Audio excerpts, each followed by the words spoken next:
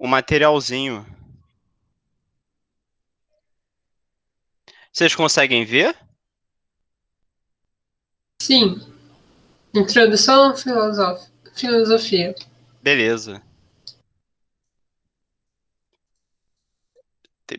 Por algum motivo o slide 6 sumiu do nada. O que aconteceu aqui?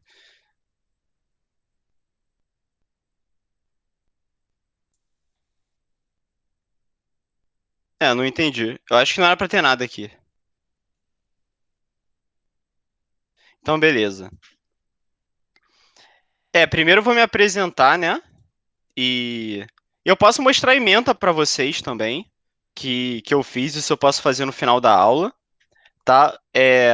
Esse curso aqui de filosofia, né? A gente tá fazendo ele meio às pressas, porque faltam 18 semanas mais especificamente para o Enem, né? Então você falar de toda a filosofia, que é uma parada milenar, né? É um conhecimento milenar, em 3 meses não é uma tarefa fácil, né? Então a proposta não é ter tanta profundidade assim em cada pensador, até porque o Enem não cobra esse tipo de conteúdo, né? Então a gente vai fazer uma pincelada geral, só que começando cronologicamente, né? Eu e o Gabriel vamos fazer ministrar as aulas, né? Eu tenho 21 anos, estudo na UERJ, estudo economia. Só que eu estudo filosofia bastante, cara, desde que eu tenho mais ou menos 17 anos, porque o meu objetivo é fazer filosofia depois de eu me formar. Então, desde que eu entrei em economia, eu estudo filosofia até mais, na verdade. Eu estudo praticamente só filosofia e a faculdade a gente vai levando. É, Então, assim, a filosofia, né? Primeiro, primeiro é preciso dizer onde surgiu a filosofia, né? E o que é a filosofia? O que é a filosofia, né? A gente pode pensar a filosofia sobre três aspectos distintos, principais, né? Primeiro, o conteúdo. Tá? A filosofia surge na Grécia e o conteúdo da filosofia é o estudo de toda a realidade, da totalidade da realidade. Tá? Então, você pode pensar a matemática, a física, a química como ciências particulares. Né? Elas pegam fenômenos particulares da realidade e estudam. A economia que eu estudo, ela estuda as trocas, né? Um aspecto das trocas. A filosofia estuda todos os aspectos, tá? Então, a filosofia surge na Grécia com o objetivo de tentar entender a realidade, tá? Explicar a origem da realidade, a origem do universo, de uma maneira racional. Porque até então, na Grécia Antiga, as pessoas explicavam o que acontecia no mundo, os fenômenos naturais do mundo, né, através de mitos. Por exemplo, a mitologia grega, né? É, eu gosto bastante de mitologia grega. Eu gosto muito do conto da Deméter e a Perséfone, que quando a Perséfone ela tá lá com Hades no submundo, né? É, acontece o inverno e o outono. E quando ela tá aqui na Terra, com a mãe dela, Deméter, a gente vive o verão e a primavera. É um tipo de mito para explicar, né, as 4 estações. Então, a filosofia, ela, ela vem para substituir, digamos assim, né, uma explicação de mundo que já existia. As pessoas não começam a pensar sobre o mundo com a filosofia. As pessoas sempre pensaram sobre o mundo. Só que agora é de uma maneira racional. E aí vem aqui o segundo aspecto, o método. Explicação puramente racional.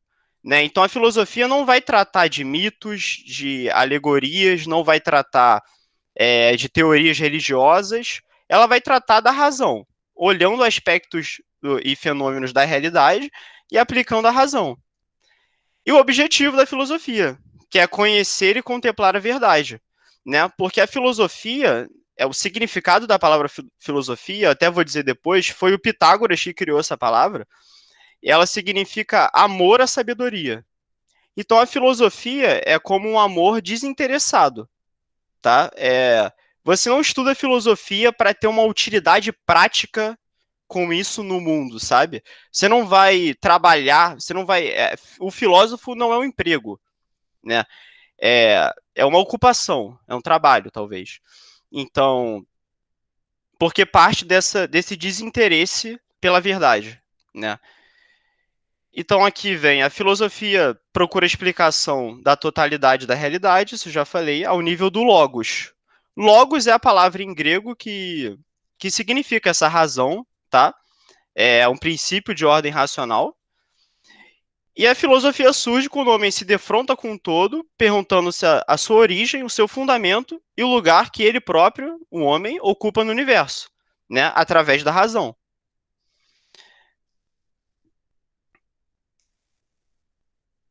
Beleza, se vocês quiserem perguntar alguma coisa, tá? Falar alguma coisa, todo mundo tá livre para falar. Esse mapinha aqui são os pré-socráticos, tá? Ó, posso tentar aumentar, vocês estão vendo bem aí? Sim, sim. Beleza. Então a gente vê que os amarelos são os que a gente vai ver hoje, tá? Não dá para falar de todos, porque só aqui eu já contei 11, 13 na verdade. Eu escolhi 5, que são os 5 principais, eu acredito, e que mais podem cair no vestibular, tá? Que são Demócrito, Tales, que é o primeiro, Heráclito, Pitágoras e Parmênides, que a gente vai ver mais na frente. Mas antes uma coisinha, né, que isso aqui, cara, eu já vi cair, tá? Se não me engano, não lembro se era quando eu estava fazendo o Enem ou se era outro vestibular, mas eu já vi essa distinção de conceitos, tá? Então por isso que eu trouxe para vocês. Cosmologia versus cosmogonia, tá? Os pré-socráticos, que é essa galera em amarelo aqui no mapa, também são chamados de físicos, naturalistas e cosmólogos, tá? Antes de pré-socráticos, né? Porque a gente chama eles de pré-socráticos porque a gente está no futuro, a gente já viu Sócrates. Mas como é que eles se denominavam, né? Eles se denominavam físicos, porque eles pensavam sobre a physis, né? É, então, a cosmologia é o estudo racional e a busca da origem do universo através da razão. Então você vê que a construção da filosofia, ela vem acompanhada da construção da cosmologia. Os primeiros filósofos são cosmólogos, tá? E vai ficar mais claro na frente o que quer dizer ser um cosmólogo, tá? Eu vou mostrar para vocês. E eles desmistificam a ideia de que os deuses originam o universo, porque a cosmologia se baseia apenas na razão, na ciência e no método científico, que até então não existia, mas era um método que não incluía alegorias e mitos religiosos, né? Ao contrário da cosmogonia. A cosmogonia, ela tenta fundamentar a realidade através de mitos e teorias religiosas. Tá? Então era basicamente isso que existia na Grécia antes da filosofia. Era a cosmogonia, a mitologia grega, e eram assim que as pessoas explicavam, né, os fenômenos da realidade.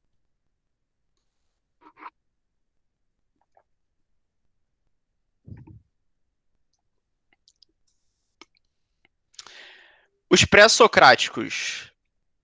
Agora começa a ficar maneiro, né?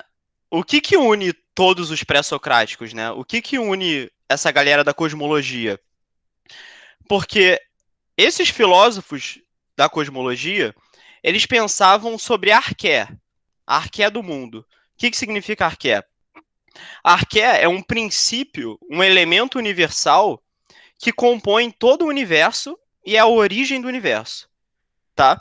Então, o Tales, que é quem a gente vai ver em seguida, a arqué, para ele, é água. Tudo é feito de água para o Tales. Né? A origem do universo é de água. De onde é que ele tira isso, né? Ele olha a realidade, ele vê que a gente precisa de água para viver, a gente precisa beber água. Todos os seres precisam de água, de umidade, né? O que morre resseca, né? Então, ele através de observações ali, o Tales também era um matemático. Ele até previu um eclipse solar. Isso é meio bizarro, né? 500 anos antes de Cristo, o cara previu um eclipse solar. E ele foi conhecido como o primeiro filósofo, porque justamente ele pensou nesse conceito de arqué. Tá? Ele e os seguidores da escola do Tales, né, que é mais ou menos na Jônia ali. Então, ele foi o primeiro a atribuir uma arqué para o mundo, que é a água. Né? E a arqué, ela está presente na physis. Tá? Aí vem aqui o significado de physis. Physis em grego, é uma palavra grega que significa natureza. Só que não é a natureza como a gente pensa hoje. Diferente do sentido moderno, a natureza para os pré-socráticos tem um sentido de realidade primeira e fundamental. Né? Aí a gente pode pensar o seguinte: uma panela que sempre está esquentando, sempre está esfriando, você que vai tomar banho, chega em casa, dorme, são movimentos, né, que são meio irrelevantes ali no universo. Então, se a panela vai esfriar, se ela vai esquentar, isso não é uma realidade fundamental do universo, sabe? Só que a physis, ela lida com essa realidade primeira e fundamental de uma maneira um pouco abstrata, porque ela é como se fosse uma força. É uma força cósmica. Tá? Então é a força da natureza. E essa força permeia todos nós. Tá? Então, embora eu tenha dito que a panela não é uma realidade primeira e fundamental, a panela também é physis. Eu sou physis, vocês que estão comigo aqui são physis, todos nós somos natureza. Né? Então ela tem um sentido mais abstrato para os pré-socráticos. E a physis é composta de cosmos e caos, tá? Isso é uma coisa muito importante, cara. Até pra gente pensar história também, porque isso que eu tô falando para vocês já é filosofia. E como eu falei, filosofia lida com toda a realidade. Então, o conhecimento que eu tô falando aqui pode ser muito bem usado para história, tá? Ou sociologia mais para frente. Então, isso é muito importante porque os pré-socráticos tinham uma compreensão do mundo através de polos, né? Ordem, desordem, equilíbrio, desequilíbrio, harmonia, desarmonia, né? Cosmos e caos. Cosmos é uma palavra em grego também, e em português ela significa ordem, equilíbrio, tá? Então a physis tem essa ordem, esse equilíbrio, e tem o caos. O caos ele está presente nessa tensão dos polos contrários que eu falei, que não se resolve. Essa tensão não se resolve porque ela não precisa se resolver, né? O mundo é feito de polos contraditórios, né? O jovem, o novo, a água, o fogo, a luz, a escuridão, tudo são opostos contrários que entram em harmonia, a harmonia do universo. Os pré-socráticos viam o universo com muita harmonia, né? Então, o Tales, eu já falei, é o primeiro filósofo, a arqué dele é a água, né? O segundo que eu vou trazer para vocês é o Heráclito. E eu sou muito fã do Heráclito, tá? Ele também é um jônico, ou seja, ele nasceu na região da Jônia, assim como o Tales. Tá? Ele continua essa escola, porque a galera antes do Sócrates ali na região, né, eles eram muito divididos em escolas. Então o Heráclito é meio que da mesma escola do Tales, sabe? Só que o Heráclito discorda bastante, né, do fundamento do Tales, que para o Tales o fundamento é a água, por Heráclito o fundamento do mundo é o fogo, né? E aí vou ler isso aqui que eu escrevi para vocês: tudo flui, nada permanece imóvel e fixo, tudo muda, tudo se transmuta. Esse movimento é o devir. O devir se caracteriza por uma contínua passagem de um contrário ao outro. Através dessa oposição, os polos dão sentido um ao outro. O que isso quer dizer? O Heráclito diz que o nosso universo, a nossa realidade, ela é um constante movimento, tá, de polos contrários, ou seja, o quente, o frio, a umidade, o seco, né? E tudo vai de um polo ao outro em um movimento em que nada é estático, tudo está em constante transformação, né? E ele chama esse conceito de devir. Hegel usa muito essa palavra também. A galera da dialética, Marx também usa. Então, o devir, ele simboliza justamente esse movimento. E o Heráclito foi o primeiro a pensar no devir. E ele tem uma alegoria, não sei se é uma alegoria o termo, né? Mas ele tem talvez uma fábula, que ele diz que um homem nunca pode se banhar 2 vezes no mesmo rio. Porque o rio que ele se banha é outro e ele é outro. Né? Então, você foi no rio uma vez, você é uma pessoa, as águas do rio são aquelas. Você vai no dia seguinte, você é outra pessoa. E as águas que estão no rio são outras. Então, o mundo está em constante transformação. Né? As coisas esfriam, as coisas frias esquentam, as quentes esfriam, as úmidas secam, as secas umedecem. O jovem envelhece e o vivo morre. A doença torna doce a saúde, né? A gente só valoriza a saúde que a gente tem quando a gente está doente, não é verdade? Ninguém acorda felizão, olha como eu tô com a saúde boa. A gente reclama quando tá mal, né? Geralmente é assim que um homem lida com a realidade. Quando a gente tá com fome que a gente vê como a saciedade é bom, né? Quando você tá lá morrendo de fome e come, você vê, caraca, tudo que eu queria agora tá sem fome nenhuma e dormir, né? Então os polos contrários dão significado uns aos outros, tá? Só que, embora a realidade seja feita desses contrários, ela é extremamente harmônica. Então, para o Heráclito, existe uma harmonia dos contrários. E essa harmonia forma um uno.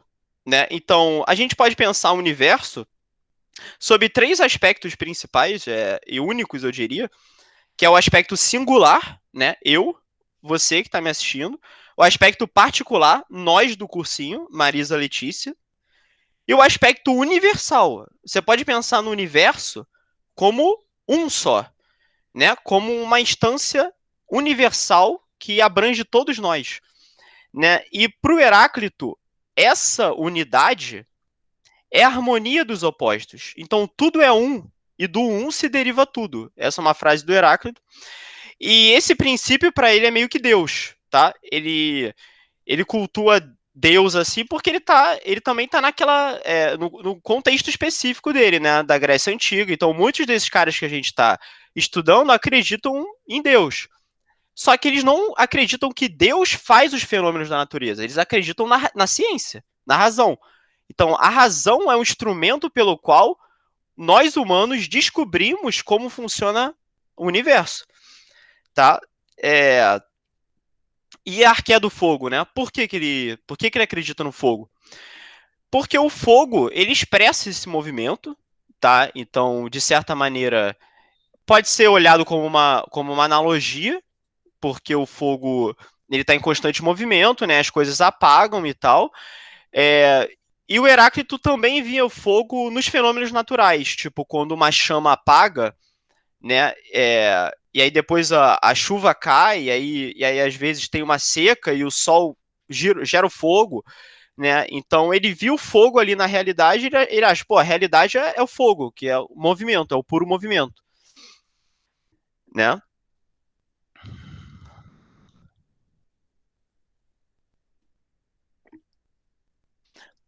E ele é conhecido como o pai da dialética, que é uma curiosidade interessante.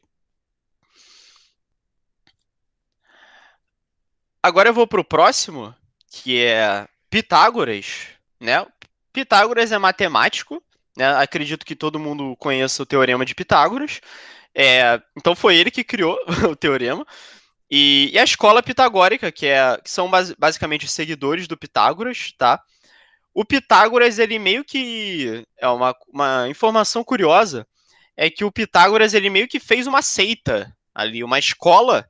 Só que a escola do Pitágoras é até meio religiosa também, tá? E isso vai fazer sentido com a arqué dele, que é o número. A arqué do Pitágoras é um número, isso é muito interessante. É, o número para o Pitágoras era o princípio de todas as coisas, tá? Só que ele não via o número como a gente vê, né? Ele via o número como não como uma abstração mental do objeto, mas sim como a própria realidade do objeto, sabe? Então, todos nós somos número, né? Eu sou um, você é um, a gente tem 5 dedos na mão, a gente tem, não sei quantos ossos no corpo, a gente tem 2 olhos, tudo é composto de números, né? As formas geométricas. Então, para o Pitágoras, tudo é número, tá? As notas e os acordes musicais, ou seja, a música, também consistem em números, tá? Porque as notas musicais se ordenam em sequências e tal, tipo Dó, Ré, Mi e tal. Então, Pitágoras via sequências numéricas também na música, né? E não só na música, como na matemática, na organização cosmológica do universo, ou seja, como o universo é formado. Então, ele via padrões numéricos nas coisas, tá? E até na composição das nossas almas. Ou seja, até nas nossas almas existe uma questão numérica. Pensa aí que o seu corpo, não sei, é 60% água, não sei quantos por cento sangue, não sei quantos por cento sódio, ferro, zinco, a sua alma, né? E você vai chegando mais perto do que a composição total do seu corpo, né? Só que nunca dá 100%, né? Se você pega todos os elementos que constituem o seu corpo e tenta fabricar um ser humano, você não vai conseguir, né? Então, até a alma, ela também tem ordens numéricas que a gente não entende, tá? É, a gente tenta entender. O Pitágoras vai tentar entender. É, e essa outra curiosidade interessante é que vocês lembram que eu falei que cosmos significa ordem, né? Só que para o Pitágoras, todo o universo é ordem. Tudo é ordenado, né? Então, se cosmos significa ordem e para o Pitágoras o universo todo é completamente ordenado, tudo é cosmos. Então, o Pitágoras foi o primeiro a chamar o universo o universo de cosmos, que é como a gente chama o universo hoje, né? Se você for falar cosmos em algum lugar, as pessoas vão entender o conjunto de tudo que existe, né? Então, é uma transformação etimológica da palavra, né? É... Outra coisa é que os pitagóricos acreditavam na reencarnação da alma. Então, a alma que eu falei que todos nós temos e tal, que tem uma composição numérica, também tem uma codificação numérica, que a gente não entende, né? É, Só que existe um fluxo de movimentação das almas também, porque você morre, e você reencarna em algum outro momento. E então a reencarnação é como se fosse um castigo, tá? Porque o Pitágoras acredita que a gente tem que se purificar, a nossa alma tem que se purificar para a gente parar de reencarnar. Então tem até uma similaridade com o budismo, né? Se a gente for traçar um paralelo aí, tem uma semelhança interessante. E para purificar a alma, a gente precisa de uma vida dedicada à busca da verdade e do bem, né? Você fazer o bem ao outro, ao bem a si mesmo também, né? O bem a si mesmo é uma coisa essencial, através do conhecimento, que é a mais alta purificação. Então, maneira mais nobre de você se purificar para o Pitágoras é você buscando conhecimento. Você estudando, você filosofando, né? Que é pensando sobre o mundo. É... E o Pitágoras é o criador da palavra filósofo, que é amante da sabedoria. Então, até aquela época ali do Pitágoras, ninguém se chamava de filósofo, né? Talvez ele tenha sido o primeiro ali que se chamou de filósofo. É, E o Pitágoras, uma curiosidade que eu lembrei agora é que o número um, né? O número um, pro Pitágoras ele não é nem par nem ímpar, tá? Ele é um par ímpar. Isso nunca vai cair no Enem, mas eu acho que é interessante.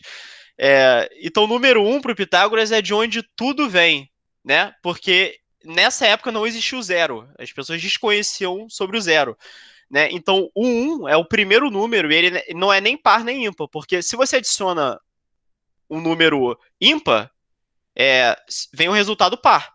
Se você adiciona um número ímpar a um, né, você tem um resultado ímpar. Então, um é como se fosse o zero para o Pitágoras, né? Acho que isso curioso. Alguém quer perguntar alguma coisa? Falar alguma coisa? Não sei. Pra mim tá tudo numa boa. Tudo numa boa? Beleza, então. Vou apresentar o próximo. Nosso amigo Parmênides, né? O Parmênides, ele é um cara, é um filósofo muito revolucionário também. Ele é meio que o contrário do Heráclito, tá? Essa dualidade, cara, é uma coisa bem que pode ser bem explorada no Enem. Esses filósofos, geralmente o Heráclito e o Parmênides são os mais representativos do período pré-socrático, porque eles têm uma oposição, uma dialética entre eles fundamental. Então, como a gente viu, o Heráclito pensava que tudo é movimento, tudo é fluxo, tudo é devir. Nada é imóvel, nada é fixo. E o Pitágoras fala justamente o contrário. Desculpa, Pitágoras não, Parmênides fala justamente o contrário. Tudo é imóvel, tudo é indivisível, tudo é imutável, tudo é uno. Né? Então, embora ele diga que tudo é imutável, tudo está estacionado, digamos assim, ele também concorda com o Heráclito que tudo é uno. Então você vê que, embora eles tenham perspectivas contrárias, eles chegam na mesma conclusão, né, que o universo, na instância mais superior dele, é um uno, universal. Isso é muito interessante. E, e o que o Parmênides pensa, tá? Ele pensa a realidade como se fosse uma esfera. Vou usar essa alegoria. Se você jogar no Google a esfera de Parmênides, deve aparecer isso que eu estou explicando. É, a esfera do Parmênides, que significa o universo ali, é uma esfera infinita. Então pensa que você está girando a mão ali na esfera, só que a sua mão nunca vai chegar no final. Você nunca vai dar o giro completo, tá? Porque o universo é uma coisa muito complexa e ao mesmo tempo muito simples. Porque o universo para o Parmênides é o ser, tá? E essa é a revolução que o Parmênides faz na filosofia pré-socrática. Porque, como a gente viu até agora, o Tales, o Heráclito, o Pitágoras, que são os três que eu escolhi, tem muitos outros aqui, é, eles pensam o universo através de cosmologia, né? Que é um elemento, o fogo, a água, o número, um princípio que reine tudo. O Parmênides, ele não pensa na cosmologia, ele pensa na ontologia. E a ontologia é uma divisão da filosofia, né? E que estuda o ser. A ontologia estuda o ser. E o Parmênides, ele talvez tenha sido o primeiro cara a estudar ontologia.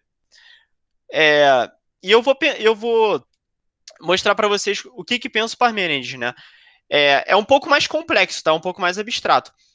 Mas dá para entender, tranquilo. Eu sou um ser, correto? Eu, Bruno, sou um ser, né? O meu cachorro, que é o Galileu, é um ser. A luz é um ser. A escuridão é um ser. Então, embora a luz e a escuridão sejam opostos, contrários, existe uma unidade entre esses opostos, que é o ser. Porque tudo na realidade é o ser, tá? Então, para o Parmênides, tudo que existe é ser. Tudo que você consegue pensar é ser. O não ser, que é o que não é, você não consegue pensar, e se você for tentar dizer, você não consegue, você fica calado, tá? Então, tudo que existe no universo é ser, e tudo que não existe é não ser. Bruno, mas isso é muito óbvio, né? Isso é muito óbvio. Talvez alguém possa pensar. Só que aí, vamos continuar com o raciocínio, né? Aparentemente é óbvio. O ser é e o não ser não é. Só que o ser não pode nunca não ser. Vocês estão me acompanhando? Se o ser né? E como eu falei, o ser ele é imutável, ele é infinito. O ser nunca pode se tornar não ser. Então tudo que existe vai ser infinitamente. E aí você pensa, Bruno, e quando eu morrer? Quando eu morrer, eu viro um não ser. Para o Parmênides, não. Porque quando você morre, você ainda é alguma coisa. Você é um morto. Então, tudo é ser no universo. Então, é por isso que tudo é estático para o Parmênides. Porque, embora tudo mude, o Heráclito fala, tudo flui, né? A panela quente esfria, a lareira fria esquenta. O Parmênides vai falar, não, não, Heráclito. Isso tudo que você está olhando é uma ilusão do universo. Porque o universo faz parecer que as coisas mudam, né? O universo faz parecer que existe uma transitoriedade, existe um devir, mas a verdade verdadeira, é que não existe transformação. Tudo é estático porque tudo é ser, e o ser é infinito. Então, essa é a sacada que o Parmênides tem. Né? E essa ilusão que eu falei, ele chama de doxa. Tá? Doxa é também opinião, é uma tradução de doxa, é opinião também. Então, pensa que a realidade verdadeira é o ser, e a realidade aparente, a ilusão, é a doxa, tá? E, e essa teoria do Parmênides influencia muita gente também, influencia o Platão, tá? Assim como o Heráclito também influencia o Platão é influenciado por todo mundo, mas o Parmênides influencia é, outros filósofos da filosofia clássica. Eu acredito que o Aristóteles tenha muito a ver com o Parmênides, enquanto o Sócrates e o Platão têm mais a ver com o Heráclito. Tá? Talvez o Platão seja uma síntese dos dois. A gente vai estudar na próxima aula o Sócrates, na verdade. Acredito que o Gabriel vai dar. Também vai ser uma aula maneira. Então, esse pensamento do Parmênides, né, o ser é e o não ser não é, originou o que a gente chama de princípio da não contradição, tá? Que é o princípio mais fundamental da lógica. O Aristóteles é o cara que fundou a lógica, né? Até Aristóteles não existia lógica. Chegou Aristóteles, Aristóteles criou a lógica, né?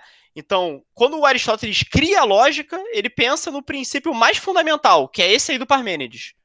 O ser é e o não ser não é, tá? E isso é contraditório. Uma coisa não pode ser e não ser ao mesmo tempo, né? Não pode. Esse é o princípio. É... Então aqui, o nada ou não ser é impensável e indizível, pensar e ser coincidem, tá? É... Porque aquilo que eu falei, se tudo que você pensa é e o que você não pensa não é, pensar e ser coincidem. É uma conclusão, tá? O Parmênides é mais abstrato do que os outros, mas ele tem um ponto muito interessante, tá? Que eu acho que a filosofia moderna, e Hegel, por exemplo, ele vai usar muito desse ser do Parmênides quando ele for pensar no absoluto.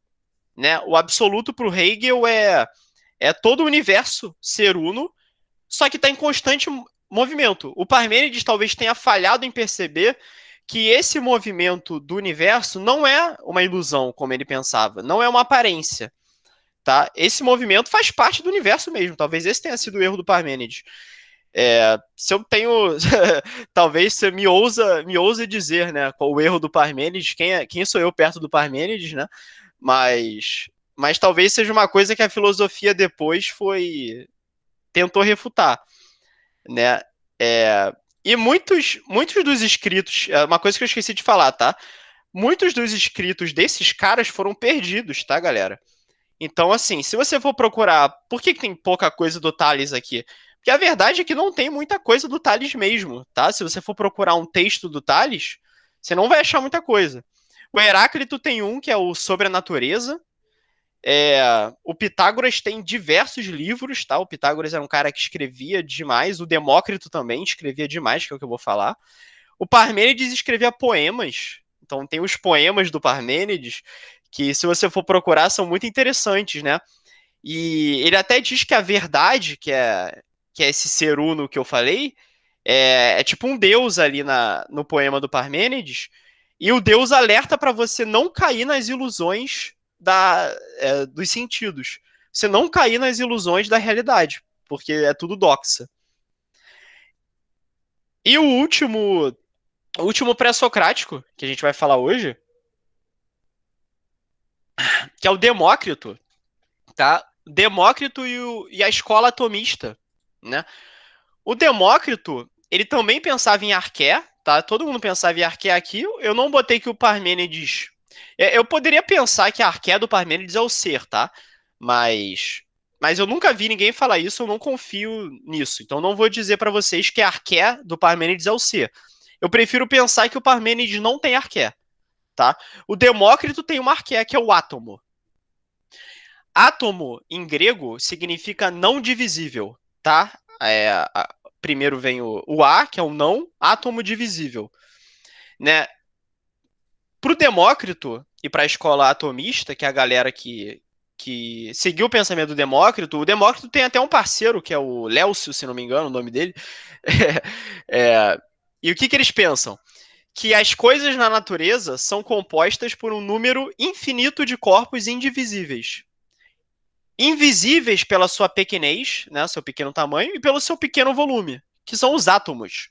Os átomos são imutáveis, indestrutíveis, incriados, tá? Para o Demócrito, tudo que existe na natureza, tudo que é formado na natureza, é formado de átomos. E o átomo é a menor divisão que você consegue chegar, tá? Então pensa aí, você pensa no universo, pensa na Via Láctea, pensa no sistema solar, no Sol, na Terra, Brasil, Rio de Janeiro, aqui onde eu moro, né? Aí você vai descendo, você vai indo para o nível das células. Você chega na célula, só que você pensa, a célula tem o núcleo, né? Aí você vai olhando, tem os quarks, e chega no átomo, que é o mais indivisível. Hoje em dia a gente sabe que o átomo não é indivisível, tá? Hoje em dia a gente sabe que o átomo é divisível, mas para o Demócrito não era. Os átomos não são todos iguais, isso é importante dizer. É, Porque, pô, se tudo é feito de átomo e todos os átomos são iguais, tudo é igual, né? Então o Demócrito não caiu nessa daí. Então, ele dizia que os átomos eram diferentes, que o formato deles, a figura dos átomos e a posição deles, a distribuição deles variava, e essa variação tende ao infinito e forma tudo que existe, né? Tudo é formado pela agregação e separação de átomos. O que isso quer dizer? Que eu e algum dia vou morrer, né? Isso é inevitável. Só que o momento da minha morte, eu posso deixar de existir. Né? O Parmênides diria que não, porque o meu ser é infinito. O Demócrito vai dizer, não, você vai deixar de existir. Só que os seus átomos, que formam o seu corpo, não deixam de existir. Eles se redistribuem, eles formam outra organização, e dessa outra organização, outro ser é formado, né? Outro indivíduo é formado. Então, esses átomos são indestrutíveis e eles formam tudo, até o que deixa de existir, tá? E isso é essencial. O não ser também é importante para o Demócrito, tá? Porque o átomo, né? Eu falei, tudo é feito de átomo. Só que não dá para o universo ser 100% átomo, né? Porque se é tudo 100% átomo, como é que os átomos vão se movimentar e formar uma organização diferente? Porque não tem espaço, né? Então o Demócrito pensa, pô, assim como eu preciso do átomo, eu preciso do vazio para os átomos se movimentarem, né? Então o átomo, que é o ser, e o vazio, que é o não ser, são tão necessários quanto, tá? Para o Demócrito. Então tudo é feito de átomo, vazio e movimento, tá? O Demócrito influenciou muito o Marx, tá? Porque o Marx, inclusive o Marx, antes dele ser marxista e criar as teorias dele, ele acreditava bastante no Demócrito. Ele lia bastante Demócrito, lia bastante Spinoza, e para ele, para o Marx, isso do átomo era genial, né? Porque o Demócrito também é revolucionário. Todos aqui são revolucionários. O Demócrito, ele pensou, não existe nada além do átomo. Para o Demócrito, o átomo é a matéria, né? Então ele é muito mais cético do que esses outros caras aqui que a gente está pensando. Porque ele está pensando o átomo como constituinte de toda a realidade, né? E o Marx, que é um cara materialista, vai tirar o materialismo histórico dialético dele, tá? Desse princípio do material do átomo.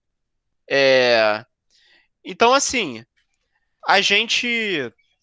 Eu escolhi 5 pré-socráticos aqui, né, para falar para vocês.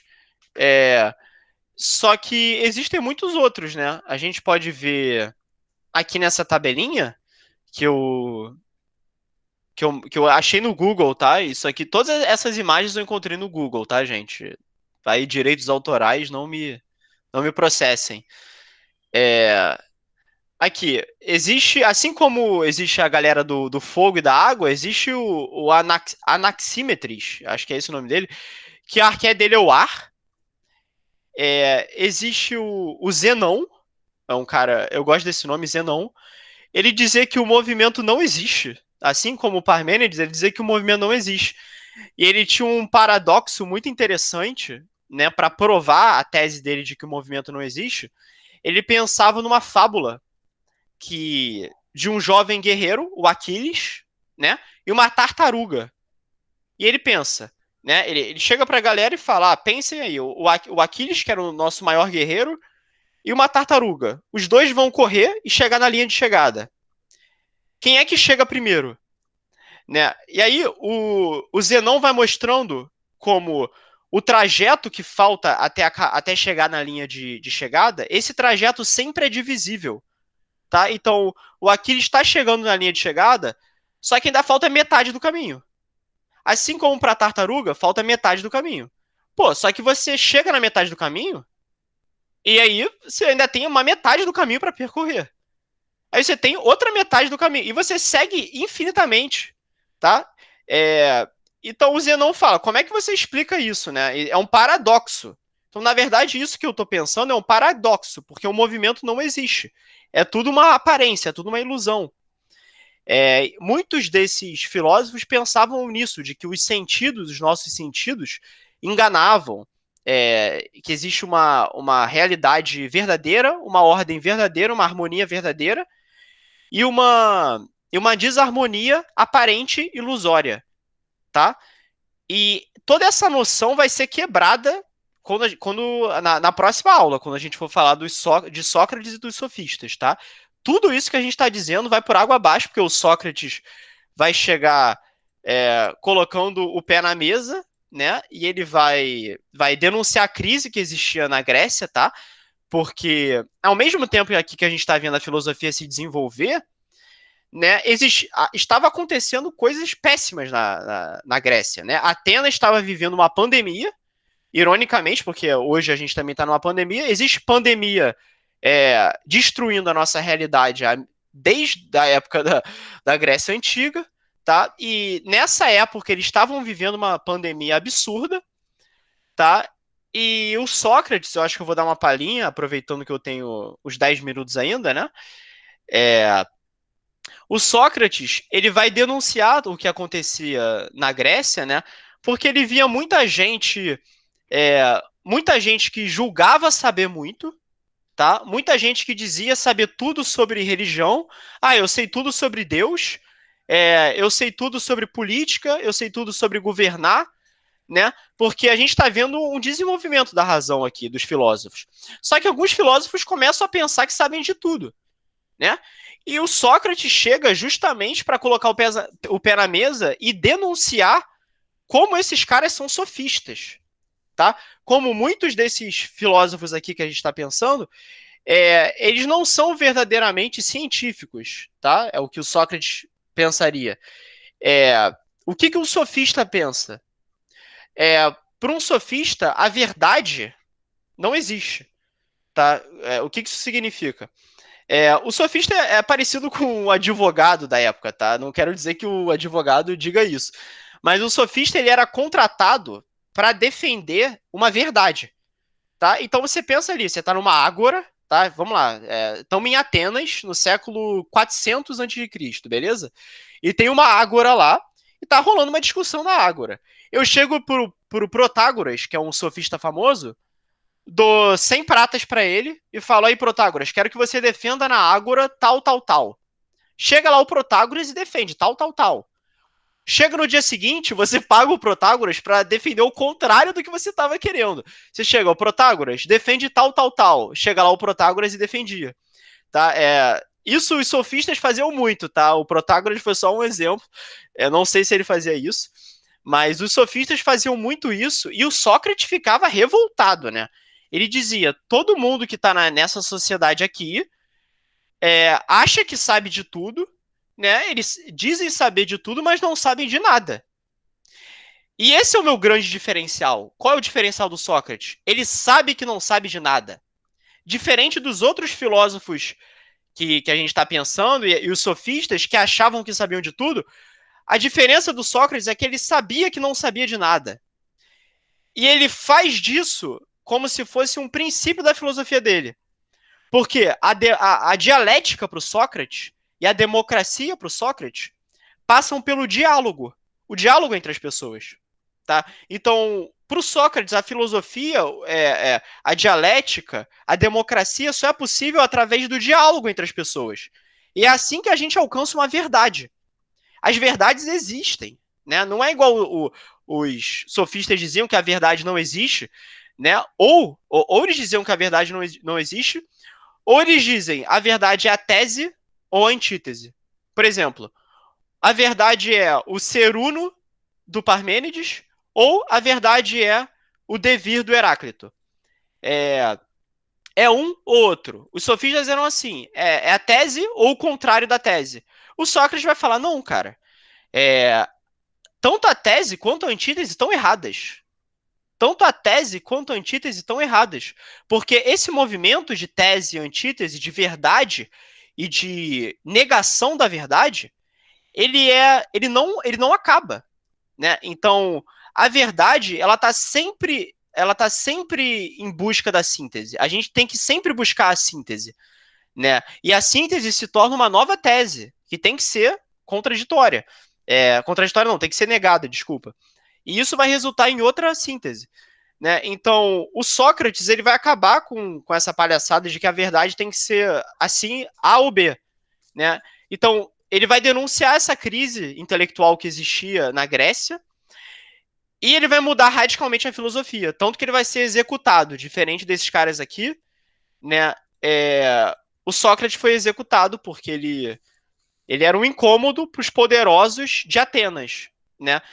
E, enfim, acabei me alastrando um pouco falando do Sócrates, mas acredito que todo o conteúdo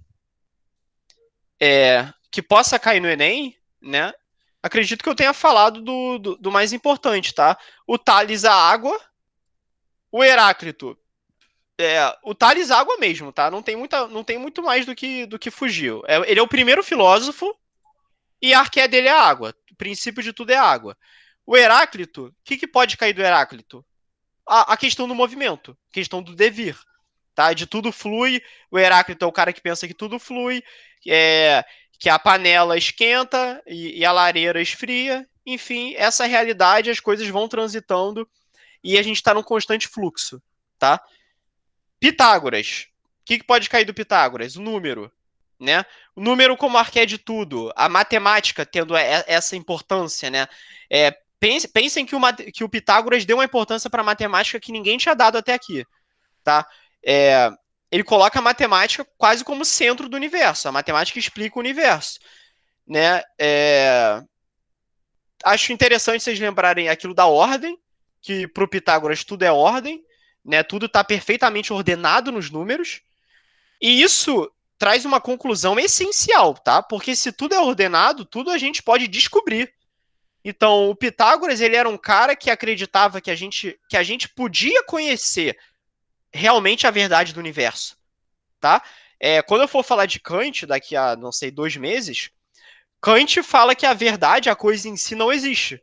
A gente não pode conhecer a coisa em si do objeto, a verdade verdadeira do objeto. O objeto como ele é em si mesmo. Para o Pitágoras, não. Como tudo é número, se a gente conhecer a codificação, a gente consegue conhecer toda a realidade. Isso é bem interessante. Isso vai influenciar o Hegel também. Hegel também colocava a matemática com essa importância e também colocava o universo como sendo ordenado. Tá? Parmênides. O que a gente tem que lembrar do Parmênides? Que para o Parmênides, o universo é o ser, né? E não existe diferença entre o ser, tá? Então, não existe diferença entre a luz e a escuridão. Essa diferença é aparente, é ilusória dos sentidos, mas tanto a luz quanto a escuridão são ser, porque elas são alguma coisa, tá? É, a coincidência entre pensar e ser, que Descartes também vai dizer, né? Aquilo penso logo existe, desculpa, penso logo existo, cogito ergo sum, né? Que é a tradução existo logo sou, talvez essa seja a tradução mais precisa. Existo logo sou. O Parmênides concorda totalmente com isso. E o Demócrito, que é o átomo, né? Eu acho que também não tem mais o que falar do Demócrito. Ah, tá, lembrei de uma coisa importante. Quase que eu esqueço. Para o Demócrito, né, como tudo é átomo e como tudo depende de uma organização de átomos, o universo é muito caótico, tá?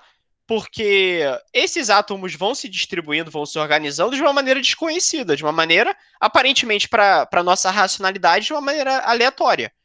Né? Então, o Demócrito vê tudo como acaso. Então, olha, outra distinção interessante. Para o Pitágoras, tudo é ordem. Tudo está ordenado. Para o Demócrito, tudo é acaso. Tudo depende dessa distribuição de átomos que a gente não conhece. Tu não consegue predeterminar como é que vai ser a distribuição de átomos. É impossível, porque é invisível. Né? O átomo é invisível, é indivisível, imutável, incriado, ele existe desde sempre. Tá? Ninguém criou o átomo. O átomo existe desde sempre. Então, enfim, acredito que eu tenha terminado, galera. Alguém quer falar alguma coisa? Que Ah, agora que... bagunça. Fala. Não, agora que eu vi o que vocês escreveram aqui. Sofista, tudo mau caráter.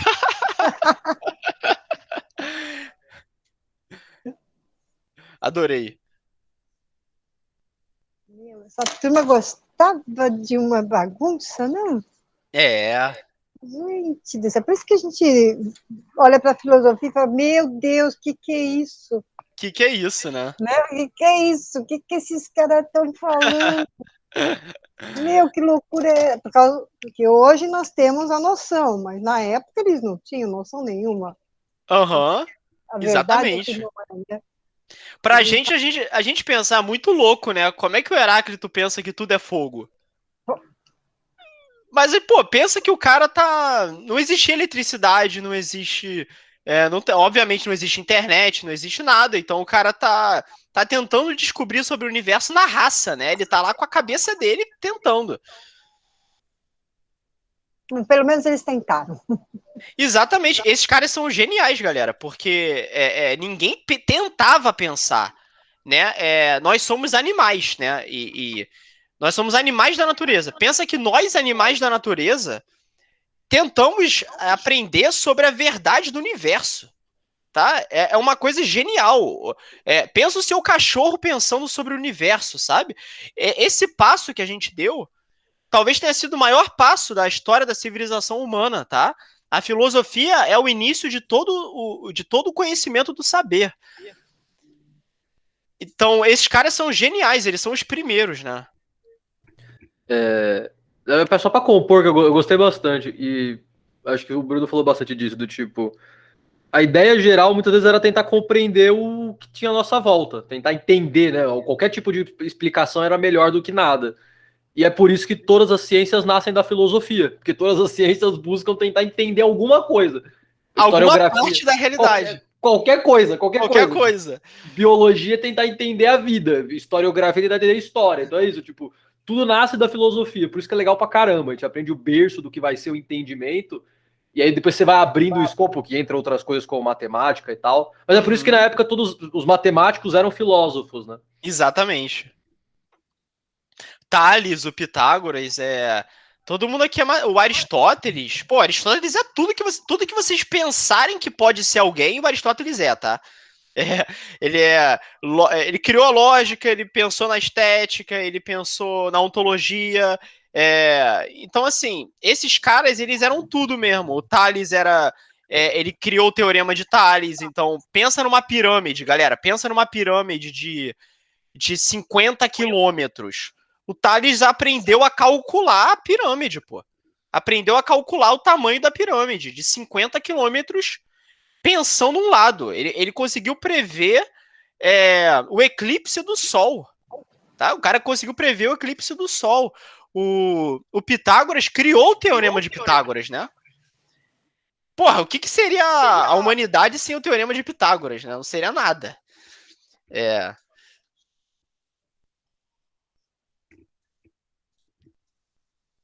E o Demócrito criou o átomo, né? Porra, a gente chama o negócio de átomo até hoje.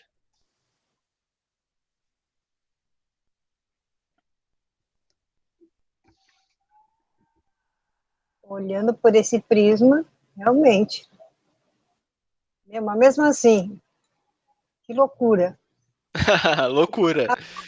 Loucura, não. Da onde tiraram essas coisas? Você já imaginou? Você está parado assim. Eu acho que aquilo ali foi criado assim. Eu vou acreditar nisso. Foi criado assim, vai ser assim. Essa é a realidade, gente. É assim, tá? Uhum. E você achar que todo mundo tem que achar a mesma coisa, entra em parafuso, todo mundo entra em conflito. Sim. Peraí, mas como que pode ser? Eu não acho assim, eu acho assado. Aí começa os acho que fica meio confuso para eles também, né? Exatamente. E é assim que a filosofia se desenvolve, né? Porque ninguém concorda. Ninguém nunca vai concordar. Então a gente vai chegar no Sócrates, nem o Platão, que é o discípulo do Sócrates, vai concordar com Sócrates. Vai chegar Aristóteles, vai discordar também. Todo mundo discorda e a filosofia vai se desenvolvendo assim, né?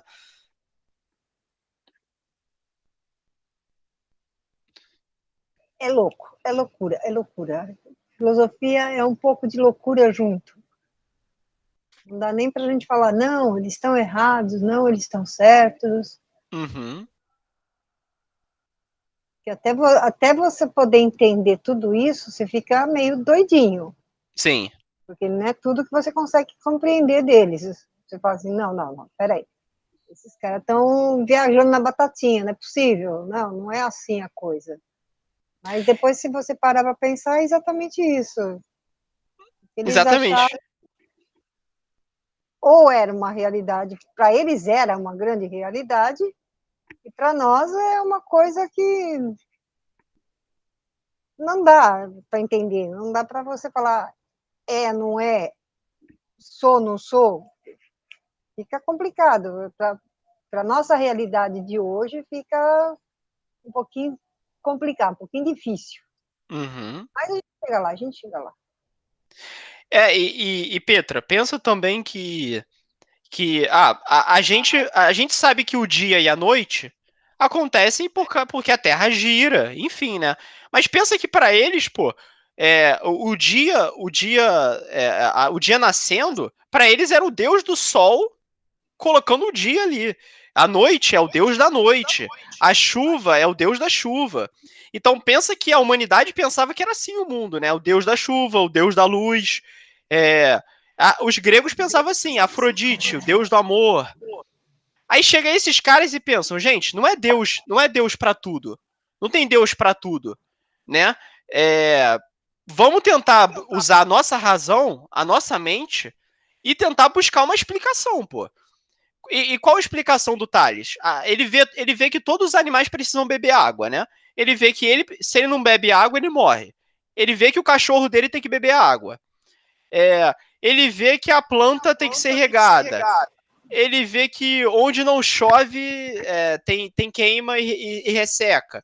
Ele pensa, pô, a água é o que nutre a vida. Sabe, você tá lá só vivendo a sua vida e tentando não pensar sobre deuses e sobre mitos, você está tentando usar a tua razão. Então, pensando por esse lado, é um salto gigantesco, sabe? Então, eu acho esses caras aqui geniais. Eu acho todo mundo aqui genial. Eu também acho. É um pouco confuso? É um pouco confuso. Só que, se não fosse por eles, nós não pensaríamos hoje. Hoje não teria o pensamento que nós temos hoje. Você vai dar um passo, você pensa, Você vai você vai comer, você pensa. Então, tudo é pensando. Então, eles foram na nossa frente, pensaram. Exatamente, filosofaram. Foram lá e... Vamos, gente, força um pouquinho aí, vamos pensar na coisa. Nem tudo é o que nós queremos. Vão pensar sobre a origem do universo, usando a razão. E olha até onde eles foram, né? Porque isso da água, a água é a origem do universo pro Thales. Então, como se o universo... E não é água líquida de beber, não, tá? É água em todas as instâncias. É chuva, é neve, é gelo, é o seu corpo que é feito de água. Ele já sabia que o corpo era feito de água, né? Talvez o Heráclito, que acreditava que tudo era fogo, nem sabia disso. Pro Thales, pô, então você vê que hoje em dia a gente sabe 70% do nosso corpo é água. Então, pô, aí você olha pro Thales e vê, cara, até que o que ele falava 2000 anos atrás não é tão absurdo, né? Não é tão absurdo. Não. Tem até coerência, vamos dizer assim. Exatamente. Tem a sua verdade. Todos eles têm a sua verdade. Eu acredito que Isso. todos eles têm. Mas não é fácil, não. Para mim, por exemplo, é um pouquinho complicado, mas eu vou chegar lá. Eu chego lá. Pelo menos eu vou tentar chegar lá. Não, vamos chegar junto. Tá? O que vocês quiserem mandar pra mim, tá? Não precisa ser só pergunta, não. Pode ser, Bruno, achei um texto interessante aqui. Tava lendo um pouco, achei um texto interessante. Vamos ler junto. Eu leio, tranquilo. Tá? Então vocês podem me mandar qualquer coisa aí, qualquer dúvida, qualquer discussão que vocês queiram ter. Eu tô livre pra isso, tá? Tá. E a filosofia, eu preciso que vocês participem também, porque assim, galera, eu falo muito. Se deixar, eu fico 24 horas aqui falando, entendeu? Então, eu preciso que vocês falem também.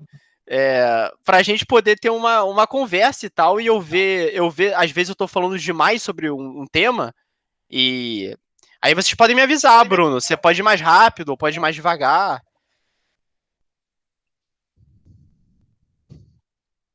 Por mim, eu, sinceramente, vou falar para você. Desculpa, fala.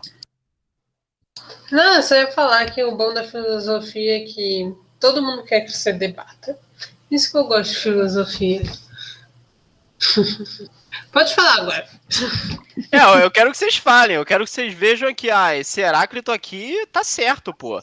Tudo é movimento mesmo. Ou não, Parmênides tá. Pô, Parmênides tá mais certo. Tudo é ser, né? Ser ou não ser? Ser ou não Eis a ser. questão.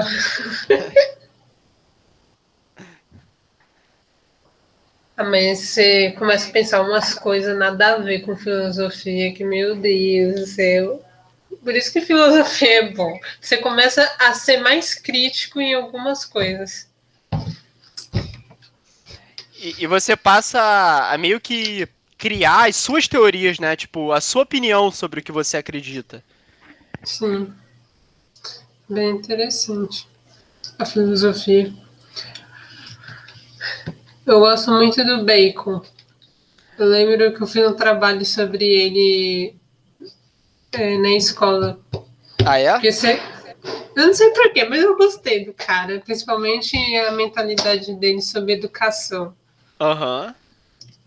Então, assim, eu gosto muito dele. E de uma música da Pitty, se eu não me engano, que fala um pouquinho do que ele pensa.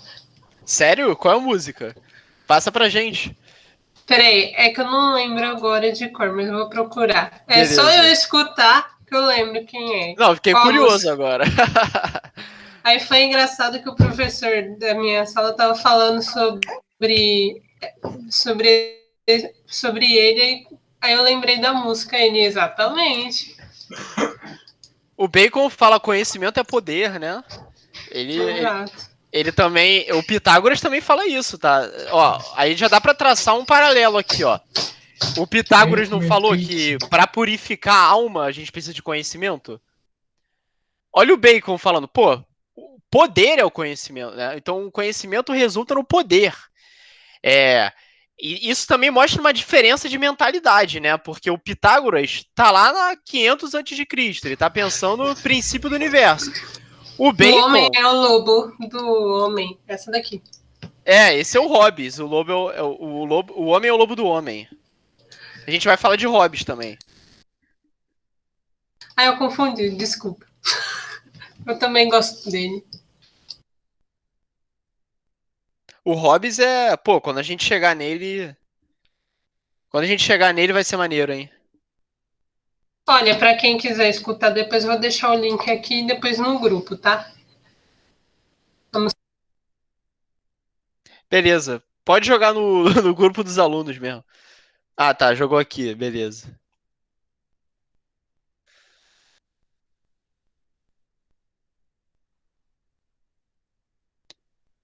Então, beleza. A gente já passou do horário, galera. Alguém quer falar mais alguma coisa? Senão essa gravação vai ficar muito grande.